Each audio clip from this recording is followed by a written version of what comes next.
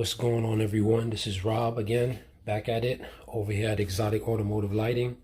And it's been a while since I've done any videos on the BlueGhozt, and since Ghost Lighting just released the new BlueGhost 2.0, I thought it'd be a good time to just do a quick overview of the new version of BlueGhost, and just do a quick overview of all the different generations of the BlueGhost that's been released so far.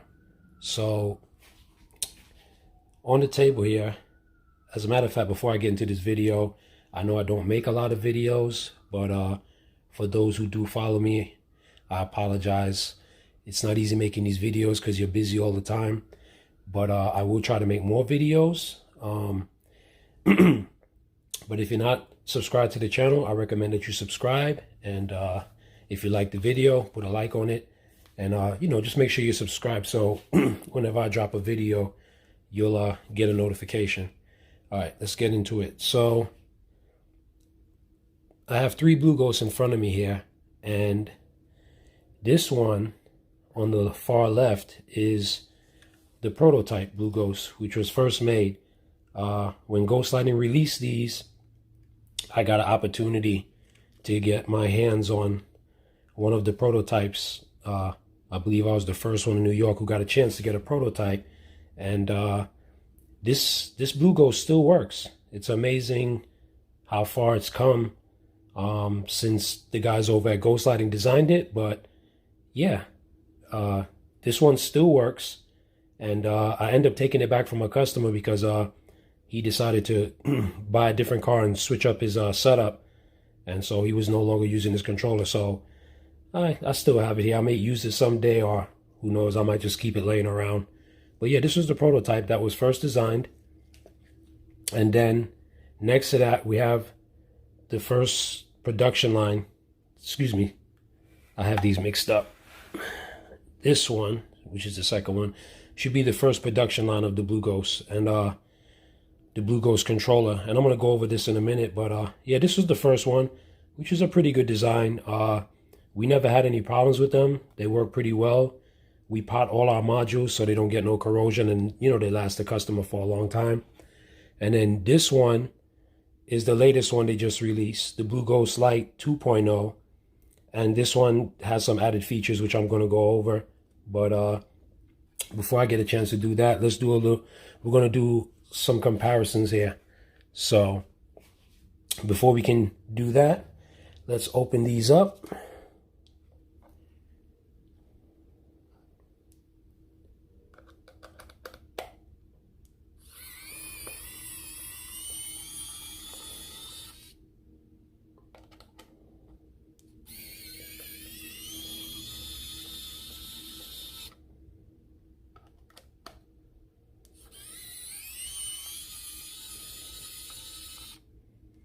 All right, let's get the covers off.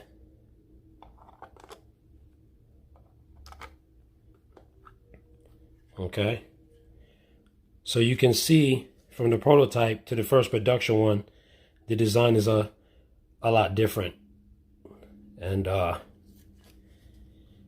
this is the one that we've been selling so far, which everybody's been using, which I said is pretty much good in itself. You use these with color flow halos and any kind of strips or halos that use WS2812 LED chips, or SK6812, or the UNC2904, and some of the other LED types. But basically 5-volt and 12-volt color flow LEDs. And let's open up the latest one that Ghost Lighting released.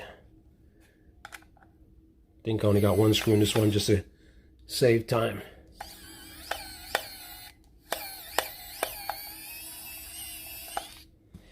All right, get the cover off. And now you get to see the new design one. So for those who are watching, you're probably saying to yourself, well, it kind of looks similar to the older version, but it's definitely not. There's a few things that's new, and we're gonna go over that. So let's start from the perspective of the ring terminals, which is where you connect your wires on the board, right? If you notice, when they designed this first one, the terminals didn't really line up with the holes on the case that holds the BlueGhozt circuit board, right? Here you can see some of the holes a little bit, and you can get to some of them through the hole, but they don't really line up with the way the hole is slotted, okay? So because of that, we had to end up, a lot of times when you're wiring this, remove the board from the box, wire it, feed the wires through, and then, you clog your holes or whatever if you're going to pot it with electronic potting, and you do your potting. One of the first things that I like that they've changed with the new design on the BlueGhozt, 2.0 version, is that if you look now at the same terminals, they're lined up correctly with the holes right there. So you can access all the terminals from the slot. So they're lined up a lot better. Big improvement right there. And then if you look on the other side, it's the same thing. And on this side is where you do your connections for your car. Your power, your ground, and your turn signal wires and your parking wires and so forth. All that gets connected on this side. So the terminals are still the same, but like I said, if you look at the older one and the new one, they line up a lot better, which is going to be good, especially for people who use this in their bills and you want to do potting, because you can put the wiring right here and then clog it up, so no potting doesn't get out. I usually use like hot glue or something to clog it up, and then you can do your potting without worrying about it spilling over and causing a big mess. So one of the things that the 2.0 has, that's a big thing that a lot of people were looking for in comparison to this one, which was the first production line, is that it has an input for reverse. I guess when Ghost Lighting first designed these, they didn't anticipate that people would start using them for their taillights.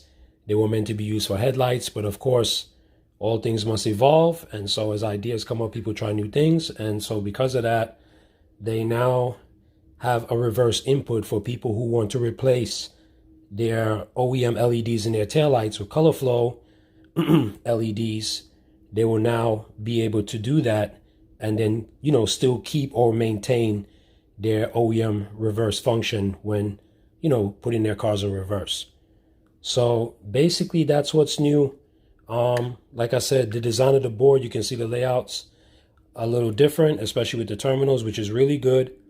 And this is the BlueGhozt 2.0 Lite. They are also going to release, if they haven't done it already, they will be releasing the BlueGhost 2.0 Plus, which the Plus will have terminals here on this side for, 12 volt power accessory turn on if you want to use the BlueGhost to turn on other accessories, not to control them, just to turn them on or off.